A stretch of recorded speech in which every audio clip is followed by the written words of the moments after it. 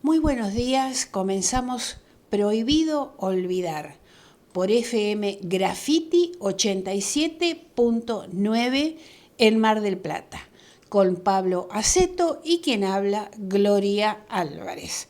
Bueno, vamos a saludar a Pablo Aceto. ¿Qué tal, Pablo? ¿Qué se cuenta? Buenos días. Muy buenos días, muy buen miércoles. En el Ecuador de la semana, allá por la media mañana del miércoles, acá por el aire de Graffiti, trayendo nuestras novedades que un poco se pierden, yo no diría en novedades o noticias, sino en escandalete tras escandalete, ¿no? En un mundo muy cerradito, en un mundo donde, bueno, los hermanos Milei consiguieron pareja. Sí, parece que sí, esa es la última noticia. Evidentemente tenían que llegar a la Rosada porque Para conseguir pareja, sí. y yo lo he visto muchas veces esto, ¿eh? Hay una anécdota que tengo para contar que no se puede contar por radio, ¿no? La de Eduardo. Bueno, qué pena. Algún día, si quieren en privado, cuando me encontremos, contame la anécdota esa de Eduardo. ¿De Eduardo qué? De Eduardo, dejémoslo ahí, no, Ah, no bueno. avancemos más Bueno, porque hay bueno. gente que enseguida va a hacer relaciones. Ajá. Así que bueno, empezamos con lo de hoy. Bueno, vamos a decir, mientras preparamos la columna de Alberto Cortés, que la columna se llama El complejo mundo en el que navega la Argentina. Bueno, vamos a tratar de desarrollar algunas noticias. Por ejemplo, mateada por la vuelta del tren a Miramar. Cáritas necesita voluntarios. Pobreza en Argentina ascendió al 57,4%. La columna de Pablo Aceto se llama La verdadera dimensión de la corrupción. Muy bien, y como siempre nos despedimos con un tema musical. Muy bien, Pablo, ¿tenemos la columna de Cortés? La coyuntura internacional, que cualquier gobierno, incluido el argentino, está obligado a seguir atentamente y tener muy en cuenta, presenta particularidades marcadas por un elevado nivel de violencia. A la cabeza de esa violencia figura sin duda la invasión genocida de Israel a la Franja de Gaza, que ha costado ya seguramente más de 30.000 muertos, muchos aún sepultados bajo los escombros, incluidos más de 12.000 niños. Según las estimaciones del propio ejército invasor, como máximo eran militantes de Hamas entre 1 de cada 4 a 1 de cada 6 muertos. Los demás eran civiles ajenos al conflicto. El argumento invocado por la ultraderecha que gobierna ese país, la respuesta al atentado de Hamas contra territorio supuestamente israelí, que tal vez lo llegue a hacer legítimamente el día que ese país comience a cumplir con las resoluciones de la ONU y demás normas del derecho internacional y se avenga el reconocimiento de un pleno Estado palestino, según resolución 181/47, ha sido evidentemente absolutamente desproporcionada, dirigida centralmente a los civiles y además estéril para lograr su objetivo declamado, la destrucción de Hamas, meta imposible según casi todos los observadores. Basta con pensar que para futuros reclutamientos de nuevos militantes, a Hamas le bastará y sobrará con evocar el recuerdo de lo que Israel está haciendo ahora. La situación tiende a empeorar, dado que se amenaza con un ataque total a Rafah, en la frontera con Egipto, a donde Israel ha acorralado y hacinado precisamente a la mayor parte de la población de la franja, y de donde ahora dice que la, entre comillas, evacuará, es decir, la obligará a un nuevo desplazamiento forzado. Actualmente hay allí 1,5 millones de palestinos, 6 veces más que antes de la invasión.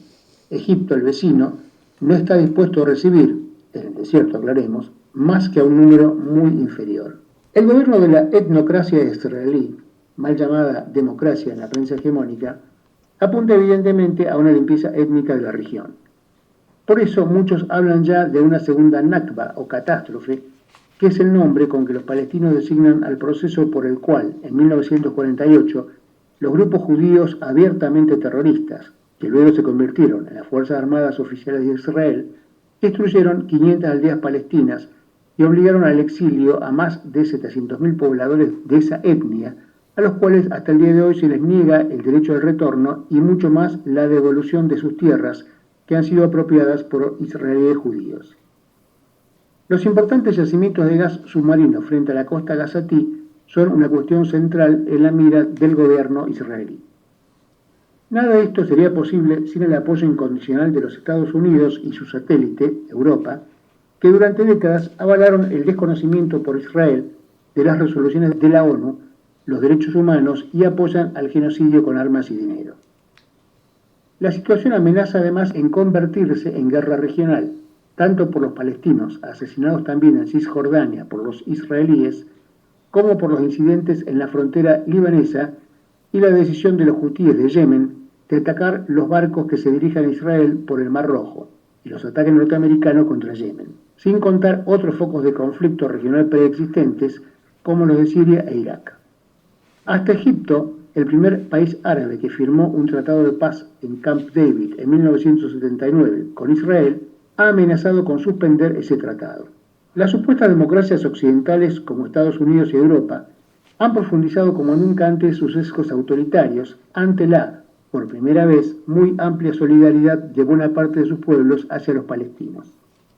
A situaciones como la del estado de Texas, desde hace ya rato, obliga a sus empleados a firmar un juramento de que no boicotearía a Israel mientras dure su contrato y que no tomaría ninguna medida que estuviera destinada a penalizar, infligir un daño económico o limitar las relaciones comerciales con Israel, lo que por ejemplo hizo perder su empleo a la fonoaudióloga Bahía Amawi, se han sumado conductas bastante asimétricas de varios gobiernos europeos respecto a movilizaciones pro-israelíes y pro-palestinas.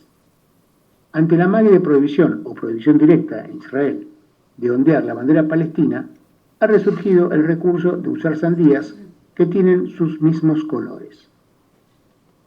Ya muchos de estos países habían prohibido en sus territorios el acceso a medios de comunicación como Russia Today y Sputnik, para vedar a sus ciudadanos poder escuchar otra campana en el caso del conflicto en Ucrania. La comandante del Comando Sur de los Estados Unidos, generala Laura Richardson, insinuó que los países latinoamericanos hagamos lo mismo, agregando a la lista a Telesur. Como escribió el sociólogo portugués Boaventura de Sousa Santos respecto a esta última guerra, Rusia fue provocada a expandirse para luego ser criticada por hacerlo. La expansión de la OTAN hacia el este, en contra de lo que se había acordado con Gorbachev en 1990, fue la pieza clave inicial de la provocación. La violación de los acuerdos de Minsk fue otra pieza.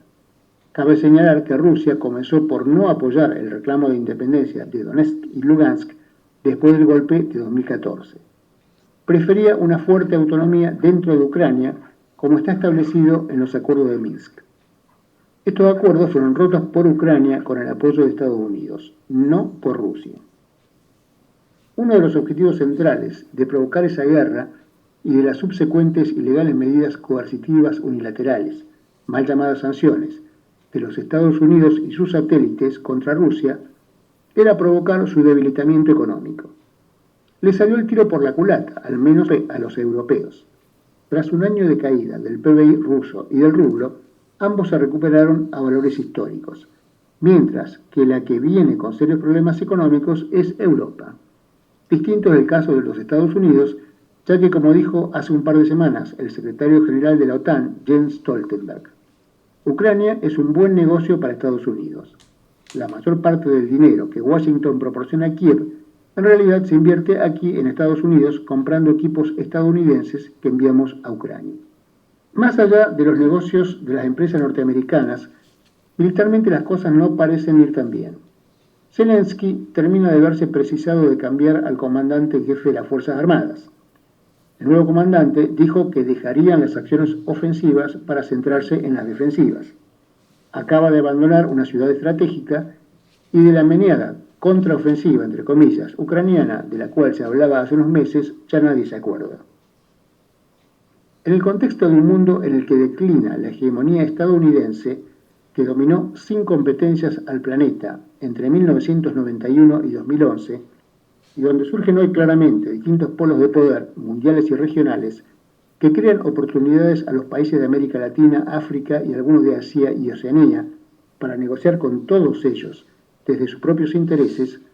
En Latinoamérica, solo los gobiernos de Argentina y Ecuador, que se ofrece con Daniel Noboa como recambio de la base estadounidense en la región ante la nueva situación de Colombia que cumplía antes ese rol, se perfilan claramente para desaprovechar esas posibilidades. Milei fue, en medio del genocidio israelí en Gaza, a solidarizarse con los genocidas.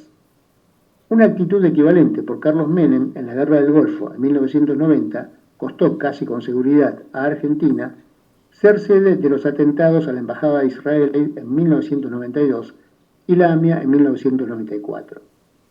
Habiéndose aceptado al país junto con otros 5 para ingresar a los BRICS, emergente polo de poder mundial y de comercio e inversiones, declinó la oferta, que no obstante sigue abierta.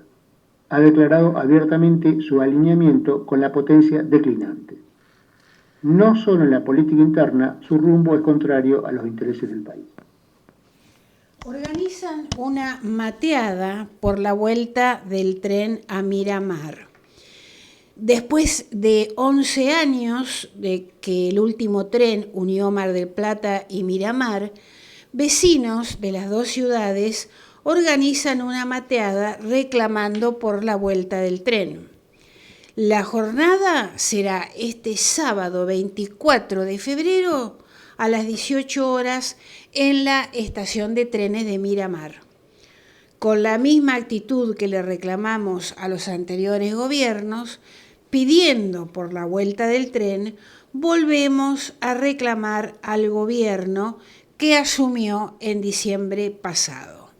Estamos convencidos de que no es un capricho o una propuesta que no tiene sentido. En las ciudades en donde volvió el tren en los últimos años, no solo benefició a los habitantes, sino al aumentar las posibilidades de movilizarse, sino también que se produjo una reactivación de la economía en la zona.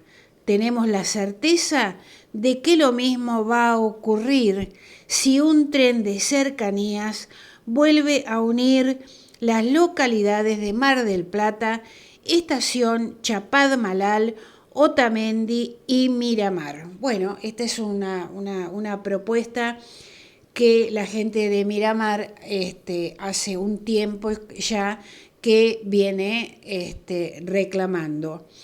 La jornada va a ser el sábado, la mateada, sábado 24 de febrero a las 18 horas en la estación de trenes de Miramar, que me parece también lo podrían hacer en Mar del Plata. Sí, hay toda una... Bueno, todavía no está definido eso, pero aparentemente Milei querría privatizar lo que se nacionalizó, que se privatizó antes. Uno que recuerda lo que fue la vieja red ferroviaria, sí, que a pesar de su tamaño y de su importancia, por ejemplo, vimos que en el sur tiene poca relevancia, lo cual es muy grave. Ahora, no solamente no avanzamos en el sur, sino que la red es más chica que antes. Claro, sí, ¿Bien? Sí. Eso fue el resultado de las políticas privatizadoras, dejando a pueblos... digamos, de Menem. La época de Menem, que tanto valoriza el gobierno actual, que generó un éxodo de los pueblos, sí, a las grandes ciudades, generando más villa, claro, más pobreza. Al quedarse sin el tren. Al quedarse sin el tren quedaba, era aparte de la infraestructura básica que tiene especialmente países como el nuestro, que es la octava geografía del mundo, ¿no? Bastante rezongamos durante la época de Cristina, de Macri, que tardaron parecía que estaban construyendo el Transiberiano y era Buenos Aires en Mar del Plata, pero bueno, entre ida y vuelta ya eso está funcionando. En una ferrovía, la estación de ferrocarriles de Mar del Plata, que tiene capacidad para recibir 11 formaciones por día, ¿no? La ferro automotora. Sí, sí, sí. Bueno, Y está, todavía ahí está estamos recibiendo dando, mucho menos, ¿no? está recibiendo mucho menos. Yo cuando era chico, yo viajé en ese tren, tardaba 4 horas y media hacer un trayecto que ahora tarda 6, y hubo queja de la gente, digamos, Bueno, falta mucho pero por hacer está, Pablo. sí, sí, está, Está. tendría que andar mejor, porque tampoco es cuestión de decir, y bueno, no, tiene que andar bien, no, no puede andar mal. El hospital regional no puede no tener gas. Digamos, a ver, también, por algo ganó Milei, digamos, reconozcamos esto también, que la política ha resuelto, lo que ha resuelto lo ha resuelto a medias, si no lo ha dejado como antes. Vemos personas que son concejales, administradores del ANSES y después administran puertos. Evidentemente las cosas no van a andar bien así. Mirá, el tema del tren Mar del Plata-Miramar, nosotros hace un tiempo que lo venimos difundiendo. Yo no veo que esto esté en la boca de los concejales, ni de ningún político de Mar del Plata, ni de Miramar. Ni de Miramar, ni de la provincia, ni de la nación. Porque ni Cristina le dio bola, ni Macri le dio bola. Milei, olvídate. No le dio bola a Scioli, no le dio bola, bueno, no, Kicillof nunca habló del tema, y la CGT local, protegiendo los intereses de petrolera extranjera. Digamos, a ver, hay que entender que si la gente sintió que Milei le iba a dar una respuesta que otros no le daban, también, digamos, alguien tiene que hacer una autocrítica en este país. Alguien tiene que hacer alguna autocrítica. Porque, bueno, ahora se va a hablar sobre el informe de la pobreza, pero venimos mal de antes. Digo, alguien va, porque seamos claros, la gente ya, la imagen negativa de Milei va creciendo con una velocidad tremenda. Ahora, no es que mejoró la de los demás, la de los demás sigue tan mal como antes. Más allá que te escriban 33 páginas de una carta donde me gustaría que en esa carta hubiera explicado por qué razón, cuando Cristina era presidente del Senado, no aprobó la ley del compresión IVA. Que a mí eso no lo explicó en la nota. Yo por lo menos no lo encontré. Bueno, y ya para terminar con el tema, es muy importante en este caso el tren, bueno, todos los trenes son importantes, pero estamos hablando en este caso del tren Mar del Plata-Miramar. Si tenemos, claro, si tenemos en cuenta el precio de los boletos de colectivo, ¿no? Que a mucha gente que viene de Miramar a Mar del Plata porque tiene que estudiar o porque tiene que trabajar, se le hace muy costoso. Con el tren sería más económico. Muy bien.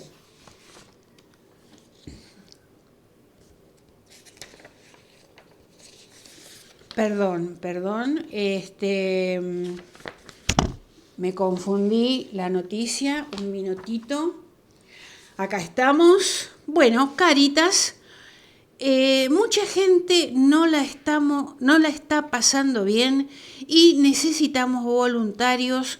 Esto lo dice Mónica Aguerrido, directora de Cáritas Mar del Plata. Mónica Aguerrido dice que, se refirió a la situación de la ciudad y aseguró que faltan voluntarios y que mucha gente no la está pasando bien. La asistencia se nota, hay un aumento importante. Desde Cáritas nos mantenemos con la ayuda de la sociedad y con las ferias. Y al mismo tiempo solicitó voluntarios que deseen ayudar. Los voluntarios son pocos cuando se asisten a tantas familias. Pedimos que vengan y se animen a hacer esta tarea.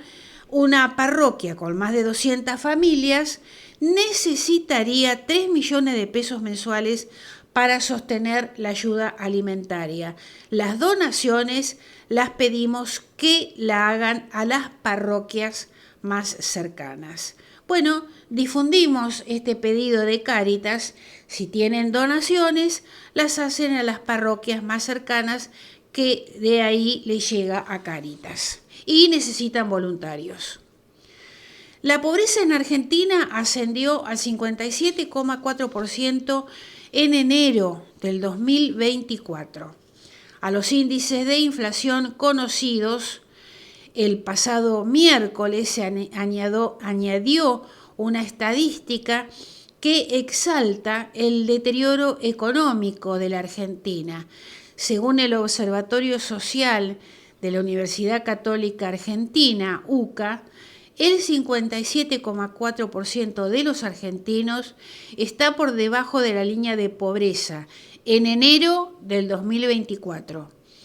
En ese marco, el presidente Milei señaló en una entrevista que la situación se va a profundizar en los próximos meses.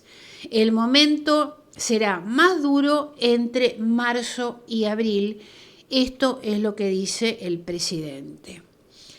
La devaluación y la posterior disparada de precios de productos de la canasta básica fue uno de los efectos del impacto inflacionario. Escenario a diciembre de 2023 y enero del 2024 se calcula que cerca de 27 millones de personas son pobres en la Argentina. Este número yo no lo puedo creer. Somos 45 millones aproximadamente. Bueno, 27 millones son pobres. El estudio registró un crecimiento exponencial en la situación de indigencia del país. En el tercer trimestre del 2023, este índice era del 9,6%, pasó a ser del 14,2% en diciembre y alcanzó el 15% en enero pasado. El incremento se condice con las cifras de la pobreza, de un 44,7% del tercer trimestre del año pasado, ascendió al 49,5% en diciembre y al 57,4% en el último mes. Se trata de la cifra más alta desde que el Observatorio Social de la UCA registra la pobreza desde el año 2004. Ahí, a ver, el que viene, usted cuando se le rompe algo en la casa o cuando toma medidas, yo en principio dejar en claro una cosa, ¿no? Si a usted la economía se le explica y usted no la entiende, porque la está macaneando. La economía, a ver, más allá de los términos, más allá de los el lenguaje propio de la finanza, no hay ningún misterio. Ahí a ver, más allá de las cuestiones finas, a grandes rasgos, uno se da cuenta que cuando más pobre, cuando menos recursos tenés, más difícil es salir de la pobreza. Esto es una verdad de perogrullo. No, estamos mal, pero vamos a estar bien. Entonces Haití tendría que ser potencia mundial porque tan mal hace 2 siglos. Claro. Cuando vos perdés recursos, después ¿cómo lo recuperás? Porque son años, horas de la vida para producir un recurso y que después te lo devalúen, se vaya, que lo tengas que reventar. No, eso, digamos, ¿cuándo estás bien? Cuando te capitalizás. Eso es el capitalismo en definitiva. Cuando vos juntás, tenés para vivir y capitalizás, guardás, ahorrás para ahí enfrentar otra situación, que puede ser de distinto destino. Un viaje o agrandar la casa. Ahora, vos cuando perdiste todo el capital, no tenés nada para empezar. En todo caso tendrás que empezar de nuevo aquel que pueda empezar de nuevo. Decíamos, hacíamos duras críticas sobre el final de gobierno de Fernández, que se iba con un 44%, ahora está en el 57%. 57 medido al 15 de enero. No han medido hoy, ¿eh? Sí. Es al 15 de enero, no a hoy, donde la inflación interanual, ya habrán escuchado que siempre Milei habla del famoso Rodrigazo. El famoso Rodrigazo del año 75, la inflación interanual fue del 175%, 175, 176, más o menos, me acuerdo, era ese el número. El de Milei interanual es de 258. Superó ampliamente a Rodrigo. Esto genera empobrecimiento y de la pobreza es muy difícil salir porque todo lo que vos te capitalizaste y lo tenés que reventar porque no te alcanza, sí. No sé sobre qué te vas a apalancar. Vos fíjate que vos tenés, vamos a hablar hoy del informe 2023 de lo que fueron la industria petrolera en la Argentina. Todo hablan de inversión, todos necesitan inversión, todos precisan capital para trabajar. El único que no precisa capital para avanzar somos nosotros, son los jubilados.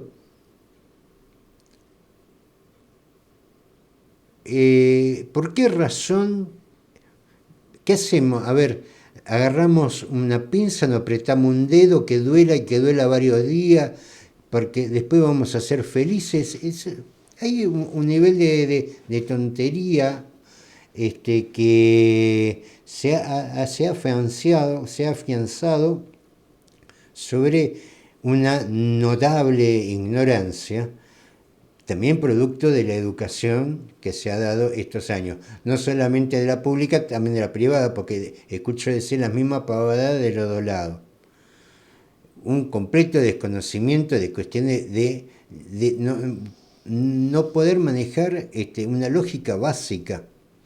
Esto a porcentaje que es al 15 de enero, va a haber que sumarle los tarifazos que ya empieza, que lo vamos a sentir a partir de este mes. Claro. Sí. En estos meses sucesivos, que va a aumentar 3 veces, y del mes que viene con el tema del gas ya empieza con el colectivo, que no sabemos si empieza el tarifazo 992, creo que se fue el boleto a Mar del Plata, el plano, y la verdad que no sé si aumentó o no aumentó, porque no sé si va a haber transporte. Y, Pablo, sin aumento de sueldos. No, eso olvídate. Si, a ver, aumentaron, hubo recomposición de jubilados. Algún sindicato un poquito se acercó. Tampoco le empató. Digamos, ya hablar de aumento de sueldo, esto no, esto lo sabemos todos que no hubo aumento de sueldo. Ahora, ¿va a haber transporte público, por ejemplo? No lo sé. Así que a este número hay que sumarle los tarifazos y se está hablando claramente de una devaluación para abril. Encima, digamos, a los tarifazos que hay, aumentémosle otra tanda más. Entonces, ¿de qué porcentaje de pobreza estamos hablando? Mucho más del que se dio la UCA ahora. Mucho más. Bueno, ya para terminar, en el informe de la UCA se precisa que el incremento de la pobreza y la indigencia se va a profundizar en febrero, dado que los haberes de jubilaciones y pensiones se mantuvieron sin cambio con relación a diciembre y enero. No hubo acuerdo para actualizar salario mínimo, ni de la prestación por desempleo. No se llegó a aumentos salariales en la mayoría de los gremios y se agravó la caída de la actividad económica, con un descenso de los niveles de empleo. Además, se incrementaron las tarifas del transporte de pasajeros y los precios de la carne. Bueno, este es el informe de la UCA. Nada auspicioso. A ver, ¿por qué no es auspicioso? Porque este ajuste, lo que pega claro, es en lo que es la actividad económica. Todos tendrán un amigo, un vecino, a un allegado, leerán, escucharán que no hay ventas. Ahora, si no hay ventas, que esto lo estamos viendo durante enero y febrero, nosotros por ahí, con el cumpleaños de Mar del Plata, más o menos hubo algún poco de movimiento. La pregunta que yo hago, ¿con qué van a pagar los sueldos el mes que viene? Claro. Porque hay recesión. Hay algunos que dicen no, la temporada estuvo bien, pero la mayoría dice que esta fue una temporada floja. Pero floja, por ahí habrá amortizado algún costo, pero ¿cómo solucionan el tema de pagar sueldo el mes que viene? Pagar sueldo, pagar la luz, pagar el gas. ¿Pagar alquiler? Que se ha multiplicado. Ya lo del tema del alquiler, ya a esta altura es lo de menos, porque van a quedar ahí los locales. Alguno va a tener que evaluar si le conviene alquilar más barato para por lo menos salvar los gastos de los impuestos, porque claro, los impuestos vienen caros también. Sí. Así que, pero el tema que ya no sé si esa es una solución, porque si no hay movimiento económico, si no se hace caja, y estás pagando un dineral en impuestos, se está pagando un dineral en servicios, ¿con qué van a pagar sueldos? Y estoy hablando de marzo, abril, mayo. Sí. Ni te cuento el aguinaldo de junio. Pero bueno, esta es la cuestión que iremos viendo en el transcurso de estos meses. Muy bien, Pablo, vamos a tu columna, la verdadera dimensión de la corrupción. Cuando se habla de corrupción, ¿en qué se piensa? En la coima, Por lo común cuando se habla de corrupción, se piensa en delitos. Y la verdad que no es eso la corrupción. La corrupción es otra cosa. Si ustedes van al diccionario, van a ver la corrupción, cuando algo se corrompe, es algo que se desnaturaliza. Si yo hablo de corrupción, ustedes estarán pensando en alguna coima, en algún acto de corrupción, que esto, o aquello, aquel, y el juicio que quedaron todos afuera, quedaban algunos adentro. No, esos son delitos tipificados. La corrupción es otra cosa, es la desnaturalización. ¿Qué es esa desnaturalización? Básicamente, en lo que es el acto público, en no hacer lo que corresponde hacer. Un gobierno nacional, está para atender las necesidades de sus ciudadanos y el interés nacional. Un gobernador está para defender los intereses de las provincias, administrar los bienes de la provincia y fijarse en el bien común.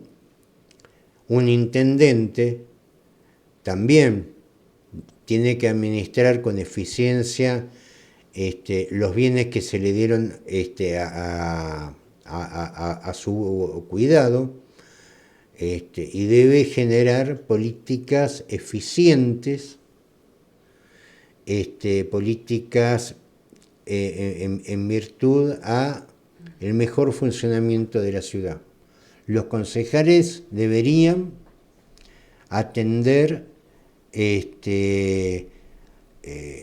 lo que se supone que están, que es para representar a los vecinos. Los diputados provinciales, los diputados nacionales y distintos senadores tendrían que estar velando por los intereses de quienes representan. Cuando eso no ocurre, eso es corrupción, eso es algo corrompido, desnaturalizado. Tener un representante que no te representa es una desnaturalización. Y no es delito. Es una desnaturalización. El manejo de las palabras a veces te quita la verdadera dimensión del tema. Podemos encontrar corruptos que nunca se beneficien. ¿Por qué? Porque directamente no hicieron lo que tenían que hacer. A ver, tenían un rol que cumplir. Claro, y no lo hicieron. Claro. Y terminaron haciendo otra cosa. Eso es corrupción también. Eso es corrupción. Lo otro son delitos. Eso que va a juicio, eso que denuncia a fulano de tal, o que interroga a un fiscal. ¿Por qué están interviniendo la justicia? Porque se violó la ley. La corrupción es otra cosa. No necesariamente tiene que ser delito. ¿Puede estar vinculado con el delito? Sí, puede estar vinculada. De hecho, mayormente está vinculado con el delito. Pero, por ejemplo, participar de un gobierno, aunque no estés en el afano, pero te quedas calladito la boca porque de eso depende tu puesto, eso es corrupción. Y eso es mucho más profundo y mucho más grave. Y acá vamos a un ejemplo grande de esto, ¿no? Ya empiezan a salir, por supuesto, todos los informes de el resultado 2023. De acá en abril van a salir todos. Ya en algún momento lo hemos hablado. Los resultados se analizan y se publican al año siguiente. Es decir, de la gestión de Milei en energía, ¿cuándo la vamos a tener? Vamos a tener adelanto, vamos a hablar de esto en el camino, hay un montón de cosas para decir, pero el resultado final lo vamos a tener seguramente entre marzo, abril del año que viene. En febrero ya empiezan a salir algunos números. Ahora los números que tenemos es básicamente de la gestión de Alberto Fernández. Y esto hay que decirlo también porque el actual gobierno dijo que fue un desastre la política energética del gobierno anterior. Pero la llevó a Flavia Rollón, que era la secretaria de Energía de Fernández, a su gobierno. Así que no fue tan desastroso. No se entiende. Claro. Bueno, vamos a hablar de estas cuestiones. Va a haber varios informes. Este es el primero. Este es un informe que hace Cristian Navasón. ¿Quiénes son los dueños del petróleo en Argentina?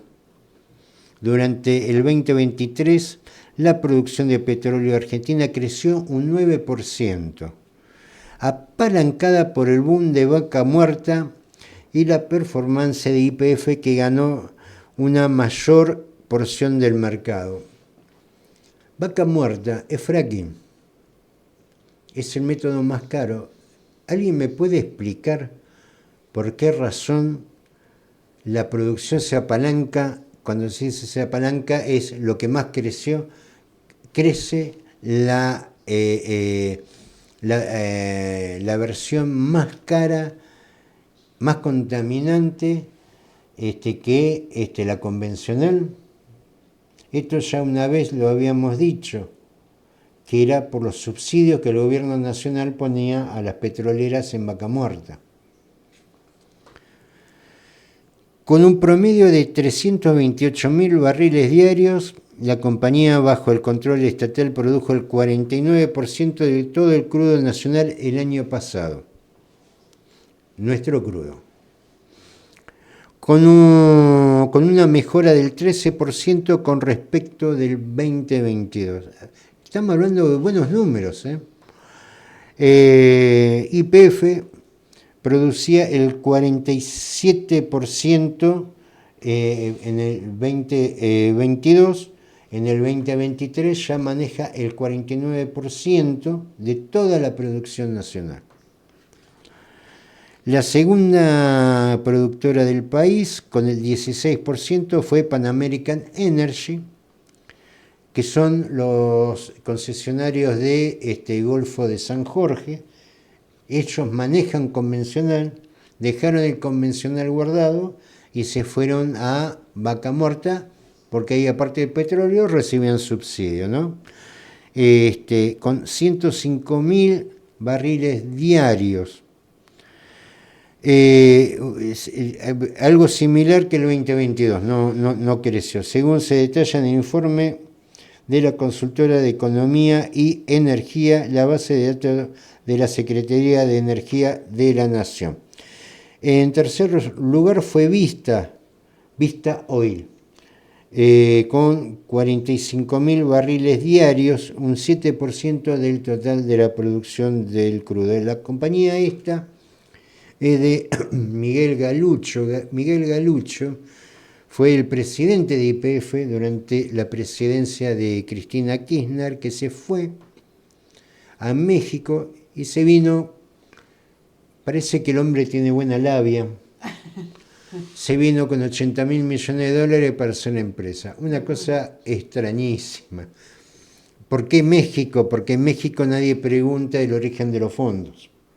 Eso pasaba mientras en el sur buscaban una plata enterrada, pero nadie se le ocurrió preguntarle a Galucho de dónde sacó 80.000 millones de dólares. Una cosa maravillosa. El negocio estaba en otro lado. Claro, ¿viste? Pero a ver, estás buscando plata en el sur, con motos excavadoras y todo ese tipo de cosas. Una payasada, un circo. Te aparece el expresidente de YPF desde México con 80.000 millones de dólares y nadie preguntó nada. Maravilloso. Bueno, Galucho tiene el 7% total de la producción de crudo en la Argentina. La compañía, después estamos hablando de que aumentó con respecto al 2022, que solo tenía el 5%, pasó al 7%. No estamos hablando, la verdad que de nada extraordinario. El cuarto peldaño es la Shell Argentina. ¿Por qué Argentina si es Shell? Hay que decir una cosa, Shell es una compañía británica, mitad británica, mitad holandesa. La Pan American Energy, si bien aparece los Bulgeroni como los dueños, como el presidente, pero el mayor capital es de la British Petroleum, también ingleses. Digo, y estas concesiones no se dieron durante ni la época de Macri ni de la época de Milei, se dieron en otra época. Digo, cuando hablan también de defender Malvinas, podríamos ir contra estas empresas que están sacando el crudo en el continente, ¿no? Con muy poco, la verdad, el 4%, 29.000 barriles diarios. Algo similar tiene Puspetrol, que también mejora la actividad y llega al 5%. La cifra de YPF domina el mercado con el 37.243.000 barriles diarios, una mejora con respecto del 7% con respecto al 2022. Hay acá unos cuadros que lógicamente no se pueden mostrar por la radio, pero por ejemplo, estamos hablando ya específicamente Vaca Muerta. YPF con 98.000 barriles diarios, Vista con 41.000 barriles diarios, Chevron, que fue la patada inicial de Vaca Muerta, ¿se acuerdan cuando vino a refugiarse en la Argentina porque en Ecuador lo querían meter preso a Chevron y le querían cobrar multa? Bueno, vino a la Argentina y fue abrazada por Cristina Kirchner, que le da con un contrato con cláusula secreta, que ahora las conocemos. La cláusula secreta, ¿cuál era? No pagar retenciones. Chevron con 39.000 barriles diarios, Shell 37.000 barriles diarios, Petronas 28.000, Equinor, lo que van a estar acá frente a Mar del Plata, teóricamente para abril, no sé si esto va a pasar, pero por lo menos el proyecto está ahí, 12.000 barriles diarios, Pan American Energy 12.000 barriles diarios, Tech Petrol 10.000 barriles diarios, Exxon 7.000 barriles diarios. Francamente no sé qué hace Exxon acá por 7.000 barriles diarios, está peleando por el Esequibo. Por la duda se quedan más que por el petróleo, se quedan por los subsidios. Y Fénix con 6.000 barriles diarios. Realmente los últimos no se le ve mucho sentido. Después, por ejemplo, recuerden que de acuerdo a resoluciones del 2014, YPF no puede estar sola, tiene que compartir con empresas privadas, y entonces, por ejemplo, comparte Loma Campana el 50% YPF con Chevron, a pesar de que YPF es una sociedad anónima, porque el 49% de sus acciones lo tiene el sector privado. Después, por ejemplo, la Amarga Chica, que es otro yacimiento importante, YPF comparte el 50% con Petronas.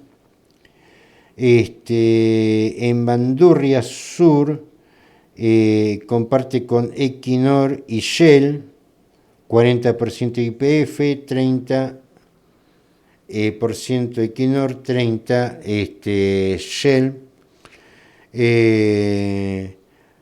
Bajada del Palo Oeste solamente está Vista, porque las empresas privadas no están obligadas a compartir yacimiento con YPF. YPF está obligada a compartir lo suyo con los demás. Maravilloso. Después, por ejemplo, Shell y Energy, ¿cómo se llaman? GIP, bueno, no me acuerdo el nombre, en Cruz Lorena 90 y 10%, y después Pan American Energy en Lindero Atravesado, el 62,5% para la Pan American Energy y el restante 37,5% para YPF. ¿Qué muestra estos números? Estos números no los va a encontrar en ninguna parte del mundo. Usted no va a ver yacimientos, empresas que dominen, por ejemplo, los recursos naturales en Rusia, o en China, o en Brasil. Es parte de la extranjerización. Estamos hablando de que se reparten el queso de los hidrocarburos en un negocio que... Empresas extranjeras. Creció un 9% el año pasado y que nos quieren vender a nosotros a precio de mercado, que tampoco es la gran cosa. El Brent termina 83,41, empieza el día de hoy. Y esta es la cuestión de fondo. Por ahí estamos discutiendo casos de corrupción sobre juicios cuyas causas nunca leeremos, nunca sabremos qué es lo que se dijo en ese juicio, salvo aquello que sale por boca de terceros. Ahora, lo palpamos, lo vemos y lo sabemos. El caso de los recursos naturales.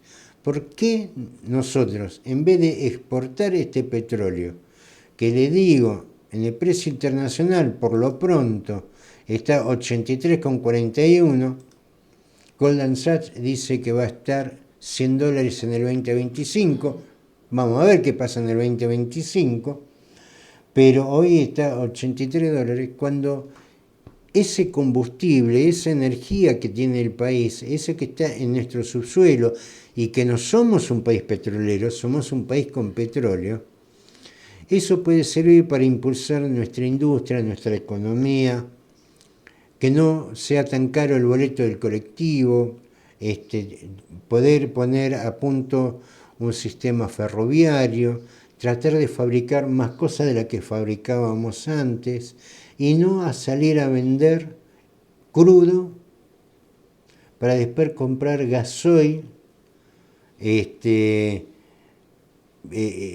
a precio de mercado. Son las cuestiones de fondo. Y vamos a ser sinceros, Milei nunca va a hablar sobre el tema. Tampoco lo hubiera hablado ni Massa ni Patricia Bullrich.